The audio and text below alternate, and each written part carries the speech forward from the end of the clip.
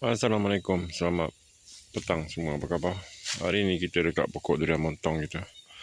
Saya ni baru sampai daripada Puchong, sampai kat kampung ni.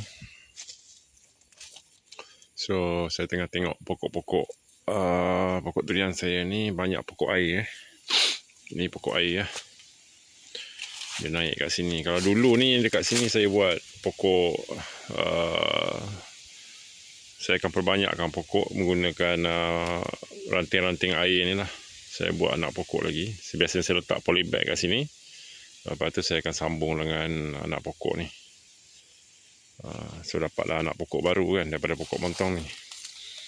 Jadi saya tengah tengok-tengok ni, boleh dikatakan sebelum ni musim panas . Sekarang ni dah masuk musim hujan, tapi tak berapa hujan jugalah. Sekarang ni masih lagi dalam kategori musim panas lah. Petang je panas . Biasa bulan puasa panas kan. Tapi apa yang saya nak tunjuk kat sini adalah ada juga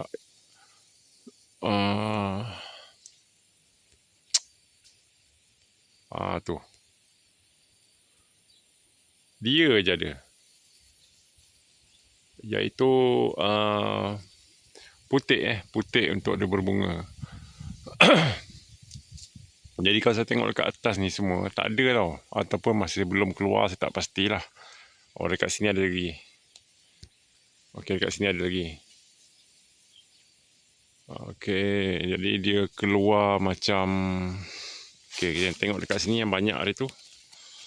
Nampaknya tak ada.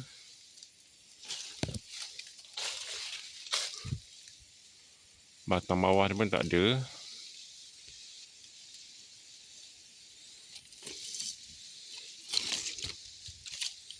Maknanya dekat tempat tu je ada.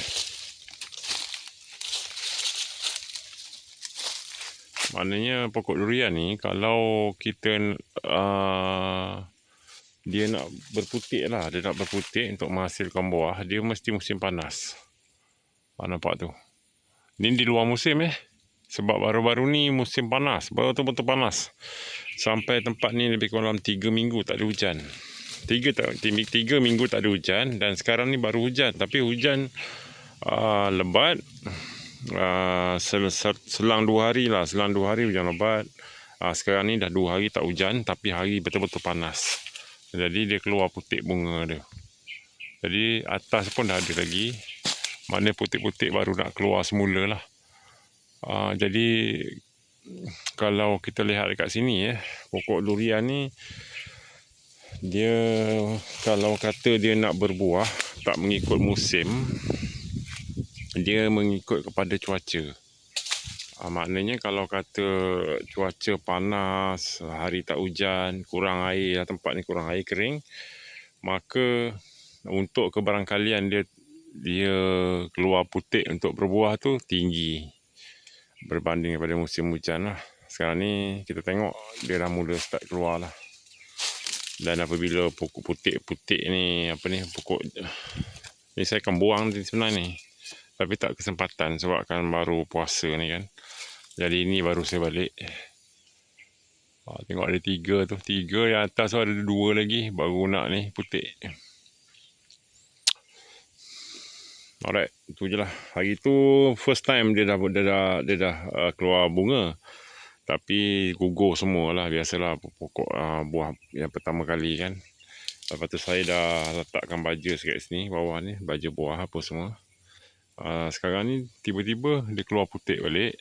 Maknanya musim panas hari tu, lebih kurang 3 minggu tak hujan. Sebulan lah, hampir sebulan tak hujan. Dan tempat ni hampir kering lah. Dan menyebabkan dia kembali berputik. Ini dulu di luar musim lah. Montong, sawadi, assalamualaikum. Selamat petang, bye-bye.